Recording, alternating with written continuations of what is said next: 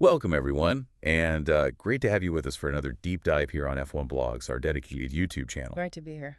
We take a stack of articles, research our own notes, and then pull out the most important nuggets of knowledge and insight. Think of it as your shortcut to being truly well-informed, packed with those surprising facts, and hopefully just enough humor to keep you completely hooked.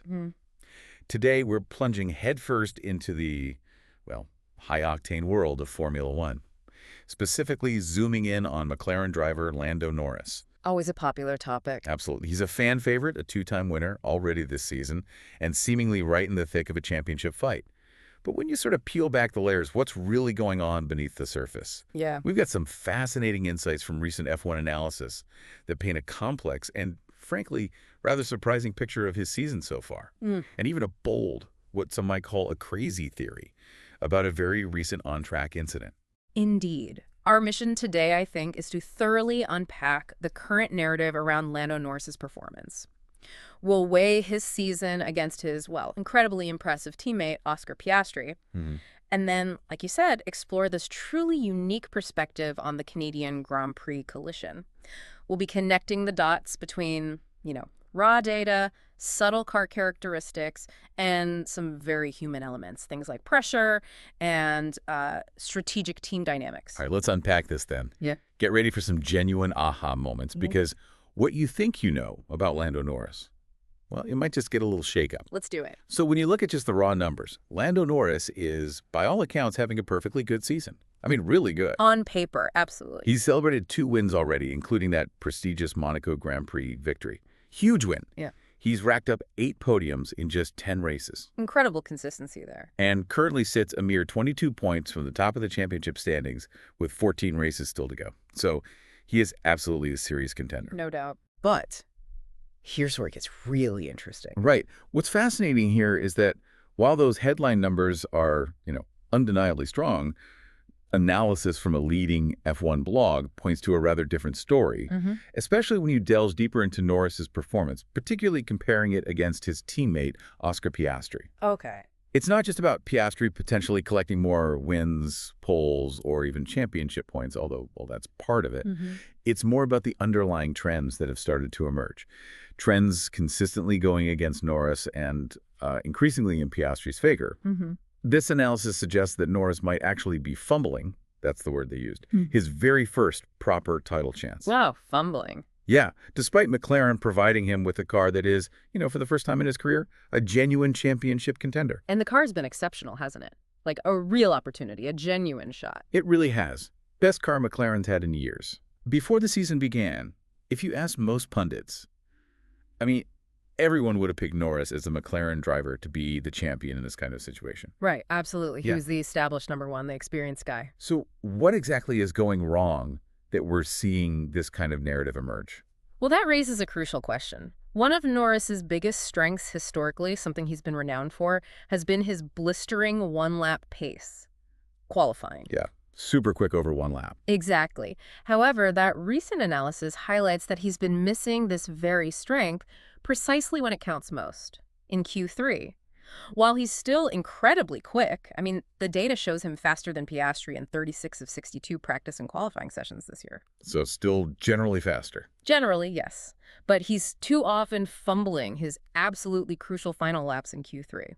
Okay, tell us about these fumbles. Give us the specifics from the sources. Where have we actually seen these critical errors pop up? Certainly. We saw a compromised sprint qualifying session in China. A Q3 mistake there left him further down than expected. There were Q3 errors in Bahrain, too. Then a significant crash right at the start of Q3 in Saudi Arabia, which basically ruined his weekend before it started. Ouch. Yeah, I remember that one. And most recently in Canada, he made 2 separate errors on his final Q3 run, which ultimately left him starting a, pretty disappointing 7th on the grid. These aren't just minor lockups, they're significant errors at the most critical moment. So we're talking about those moments where, milliseconds make all the difference. What does this pattern of errors mean statistically, especially next to Piastri? What's the statistical punchline here? Well, the drop-off is stark. It really tells a very clear story. Norris typically outpaces Piastri in Q1, that first part of qualifying, 9 times out of 12, usually by just under 1/10 of a second. So pretty close, but Norris ahead. Okay, standard stuff. He maintains that slight edge in Q2, the second segment, being faster 8 times, again by a similar small margin. Right. But here's the critical part, the statistical, well, anomaly, really. In Q3, the final high-pressure shootout. That matters for the grid. Exactly. Norris has only been ahead of Piastri 4 times out of 12 attempts. 4 out of 12. Wow, that's quite a drop. It is. And when he's not ahead, he averages a deficit of 0.16 seconds, which is significant in F1 terms. And this happens even on weekends where he's clearly had the upper hand throughout practice and the earlier qualifying sessions, like China, Saudi Arabia, Canada. Right. Minor missteps. Look, they're inevitable at this level. But the pattern of these major ones is becoming harder to ignore. It repeatedly leaves him with too much ground to make up on Sundays. It suggests that while Norris might still be, demonstrably the faster McLaren driver on raw pace, this year he's simply not being a good qualifier when it truly counts for grid position. You mentioned raw pace versus qualifying ability. Is this a car issue, maybe? Or is it something else, something to do with his driving or even his mindset, perhaps? It seems like it's a bit of both, a combination of factors. Both drivers have mentioned the car's front axle doesn't give consistent feedback. There's a certain numbness, they call it. Numbness, okay. Yeah, they aren't getting that immediate sense of grip and what the car is doing right through the steering wheel, which makes it incredibly hard to anticipate the car's limits when you're pushing absolutely flat out. Right, which is what you do in Q3. Exactly. And Norris's driving style, which kind of favors carrying more speed through the middle of the corner, loading up that front axle, well, it seems more vulnerable to this numbness. It can leave him exposed to sudden snaps or unexpected oversteer. Oh. However, the more these errors have stacked up, the more it seems like they haven't just come from being caught out by the car. They've increasingly looked like misjudgments, braking too late, asking a bit too much, or just being imprecise. So driver error playing a bigger part. It appears so. Yeah. And Norris himself, to his credit, has openly admitted to getting nervous in qualifying. Which is quite honest for an F1 driver. Very honest, yeah. Commendable. But at this elite level, controlling those nerves, handling that immense pressure, it's absolutely critical for performance. And unfortunately, the pattern of mistakes seems to be sparking a kind of difficult cycle for him. Right. And what about that new suspension they tried in Canada? Was that supposed to help with this feedback issue? Yes, exactly. Norris was the first to try a slightly different front suspension geometry there. A minor tweak, really, but specifically aimed at improving that elusive front axle feedback. Did it work? Well, McLaren team boss Andrea Stella called it a successful experiment with no downside. Sounds promising, but Norris himself feels he needs more time, more races, maybe even back-to-back tests to really judge its impact long-term. Fair enough. But even if it helps significantly, the analysis we're looking at makes it clear. Norris still needs to tidy up his own driving. The car alone isn't a complete excuse, especially if he's consistently overdriving it in those really high-stakes moments. Okay, so qualifying is one area. But beyond just that, his racecraft has also become a bit of a bigger question mark, hasn't it? Especially in the last couple of years, we've heard a lot of commentary about him not converting poles into wins, for instance. That's right. And, well, look, it was somewhat understandable for him to struggle against Max Verstappen's incredibly aggressive and, frankly, very mature racing last year. Verstappen's tough to beat wheel to wheel. He is. But Norris has been exposed a few times this year, too, particularly in those close battles. You can excuse individual errors in the heat of the moment, sure, but there's a growing number of cases where he's just not showing the same judgment or quality as other top drivers at the front. Like what? Any examples? Well, running wide in Australia when the rain came, costing him positions. That first lap misjudgment in the China sprint where he got caught out, lost 3 places immediately. Right. And perhaps even more frustrating, according to the analysis, are his repeated, often unsuccessful attempts at outside passes. Like in Bahrain against George Russell or in Miami against Verstappen. And Piastri? Well, that's the thing. Piastri executed similar moves much more cleanly and efficiently in those very same races. Wasted less time, made them stick. Interesting comparison. And then the Canada collision with Piastri, where Norris, as one blog put it, clumsily and bafflingly ran into the back of his teammate. Trying a move that wasn't really on. Yeah, frankly, it was never on. The analysis called it an extreme manifestation of this trend, a particularly poor judgment call for someone fighting for a championship. So Piastri is definitely proving to be more than just a strong wingman then. Oh, absolutely. But how does this all translate into Norris's standing? Especially with his own racecraft questions and these qualifying fumbles we discussed, what does it mean for him versus Piastri? Well, Piastri's progression this year has been nothing short of incredible. Second season, right? Only his second season. He's showing a composure and consistency that's way beyond his years. He's performing at an exceptionally high level, especially in qualifying. And he's been remarkably good at recovering from tricky weekends. He seems to have developed this incredible composure, but also a real killer instinct. It kind of belies his relative inexperience. So Norris might still have the ultimate peak speed. Maybe. Norris might still have a slightly higher peak speed. At times, we're talking maybe a few hundredths, perhaps a tenth on his absolute best days. Tiny margins. Right. But Piastri's sheer consistency means he's almost always right there. First two rows of the grid, nearly every race. He only qualified lower than third once in Miami. Where he won. Where he went on to win, exactly. Okay. So essentially, Piastri's rapid evolution combined with Norris's recently exposed frailties. It's led the analysis to conclude that Piastri is currently the best all-round McLaren driver at the moment. Wow. That's a big statement. It is, and it leaves Norris in this really precarious situation where, despite having the car, the championship title could genuinely be slipping through his fingers because of these, unforced errors. Okay, right. We've looked at the data, the trends, the comparisons, but now let's shift gears completely. Let's get into something genuinely speculative, almost. Counterintuitive. We unearthed this fascinating, you could even say crazy theory from an F1 blog about that Canada collision between Norris and Piastri. Yes, the collision. The premise that this seemingly disastrous, costly crash might, almost unbelievably, have actually been beneficial for Norris and McLaren. Beneficial? How? Exactly. Let's dig into how a costly mistake could somehow be spun as a strategic silver lining. Okay, let's absolutely dive into this theory because it really does make you think. The incident itself, just to recap, Norris attempts what's often called a dive bomb pass on Piastri into turn 10, lap 66, going on to lap 67. Right into the hairpin. Yeah. And the F1 blog emphasizes there was simply no existing gap.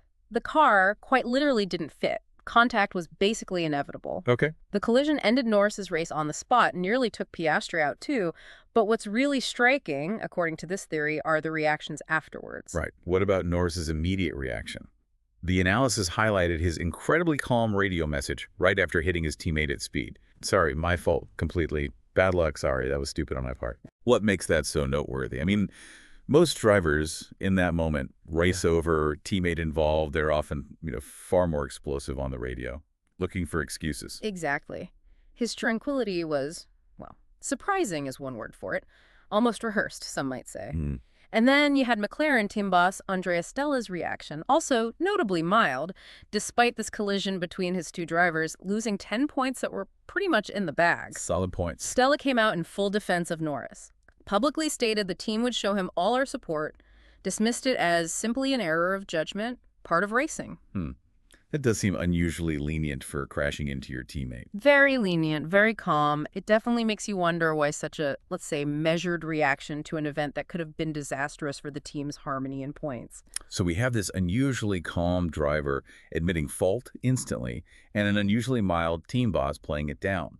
What's the crazy part of the theory then? How does this benefit anyone? Okay, here's the theory. It posits that this was, bizarrely, the best scenario for a minor collision between their drivers. Best scenario for a crash. Bear with me. Both drivers were fighting outside the podium positions, 4th and 5th.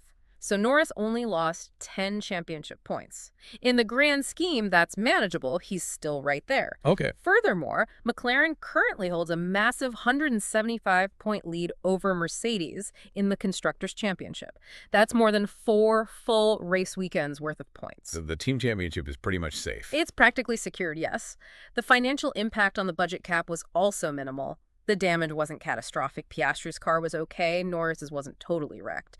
So the actual cost was relatively low on all fronts. Right, that's fascinating. The cost of the crash was low.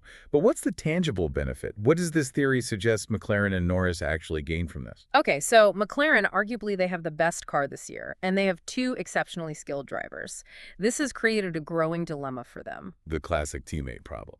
Exactly. How do you manage potential on-track conflicts without resorting to those really unpopular team orders, potentially alienating one of your star drivers? They've always pushed this happy family image at McLaren. Right. This incident, crucially, with Norris immediately admitting fault and Stella's very measured public response, provides them with the perfect excuse to implement stricter team management going forward. Ah, I see where this is going. Before this, any attempt at outright team orders might have seemed unfair, maybe sparked internal resentment. Now, McLaren can point to Canada and say, look, this is why. We don't want this to happen again. Therefore, no more fighting on track. It gives them leverage. Exactly. Unprecedented leverage to manage their competitive drivers without appearing heavy-handed or like they're picking favorites. It's for the good of the team. Remember Canada. That makes incredible sense for the team managing their drivers. But how does this specifically benefit Norris personally, according to the theory, beyond just a general team policy?